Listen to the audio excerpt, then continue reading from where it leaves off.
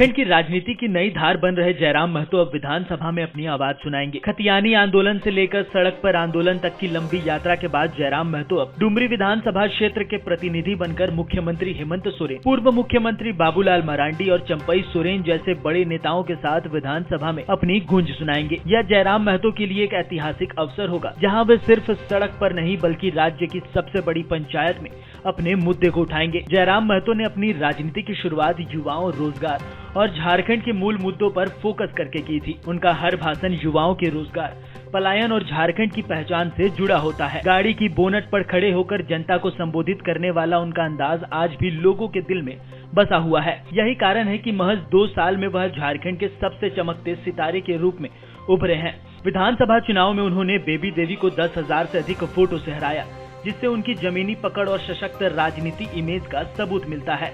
जयराम महतो की यह जीत न केवल उनकी मेहनत का फल है, बल्कि यह झारखंड की युवा राजनीति की दिशा में एक नया कदम भी है। अब विधानसभा में उनके सामने हेमंत सोरेन और बाबूलाल मरांडी जैसे दिग्गज नेता होंगे। जयराम महतो के लिए यह एक चुनौतीपूर्ण अवसर होगा, क्योंकि वह उन मुद्दों पर आवाज उठाएंगे जो अब तक राज्य की राजनीति का हिस्सा रहे हैं, जैसे 1932 का खतियान, स्थानीय नीति, रोजगार और पलायन। इन मुद्दों पर उनके द्वारा उठाए गए सवाल सरकार को जरा सा भी आराम नहीं करने देगी।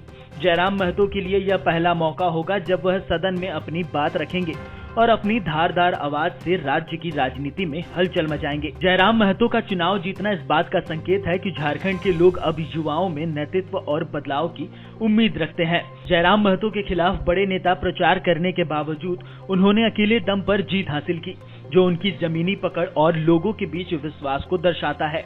उनके सामने अब विधानसभा में बड़ी जिम्मेदारी होगी, लेकिन उनकी सक्रियता और संघर्ष ने पहले ही साबित कर दिया है कि वे किसी भी चुनौती का सामना करने के लिए तैयार हैं। फिलहाल इंतजार है तो विधानसभा के सत्र का, जब जयराम महतो की दहाड़ विधानसभा में सुनाई देगी।